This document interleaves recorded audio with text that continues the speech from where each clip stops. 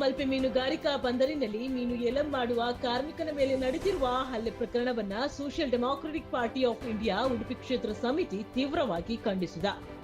57 ವರ್ಷದ ಅಯ್ಯೂಬ್ ಎಂಬವರು ಎಂದಿನಂತೆ ಮೀನು ಏಲಂ ಮಾಡ್ತಾ ಇದ್ದ ವೇಳೆ ಪರಿಚಿತನಾಗಿರುವ ಮಿಥುನ್ ಕರ್ಕೇರೆ ಎಂಬಾತ ಬಂದು, ನೀನು ಯಾಕೆ ಏಲಂ ಮಾಡ್ತಾ ಇದ್ದೀಯಾ, ಈ ಮೀನು ಎಲ್ಲಿಂದ ತಂದೆ ಎಂದು ಏಕಾಏಕಿ ಪ್ರಶ್ನಿಸಿ ವಿನಾಕಾರಣ ಅವಾಚ್ಯ ಶಬ್ದಗಳಿಂದ ಬೈದು ಮರಣಾಂತಿಕ ಹಲ್ಲೆ ನಡೆಸಿದ್ದಾನೆ ಎಂದು ಹಲ್ಲೆಗೊಳಗಾಗಿರುವ ಅಯ್ಯೂಬ್ ದೂರಿದ್ದಾರೆ.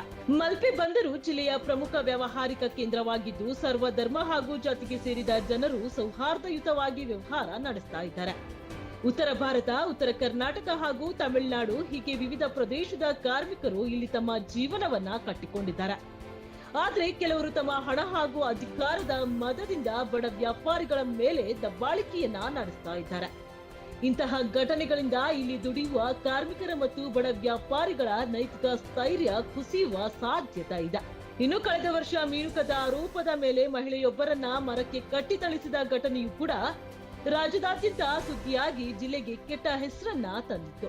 ಆದ್ದರಿಂದ ಇಂತಹ ಘಟನೆಗಳು ಮರುಕಳಿಸದಂತೆ ಜಿಲ್ಲಾಡಳಿತ ಮತ್ತು ಪೊಲೀಸ್ ಇಲಾಖೆ ಕಟ್ಟುನಿಟ್ಟಿನ ಕ್ರಮಗಳನ್ನ ಕೈಗೊಳ್ಳಬೇಕು ಹಾಗೂ ಈ ಪ್ರಕರಣದ ಆರೋಪಿಯು ಇದಕ್ಕಿಂತ ಮುಂಚೆಯೂ ಇಂತಹದೇ ಕೃತ್ಯಗಳಲ್ಲಿ ಭಾಗಿಯಾಗಿದ್ದು ಅವನ ವಿರುದ್ಧ ಕಠಿಣ ಕಾನೂನು ಕ್ರಮವನ್ನ ಜರುಗಿಸಬೇಕು ಎಂದು social democratic party of India Udupi ವಿಧಾನಸಭಾ ಕ್ಷೇತ್ರ ಸಮಿತಿಯ ಅಧ್ಯಕ್ಷರಾದ ಅಶ್ರಫ್ ಬಾವಾರ್ ಅವರು ಆಗ್ರಹಿಸಿದ್ದಾರೆ.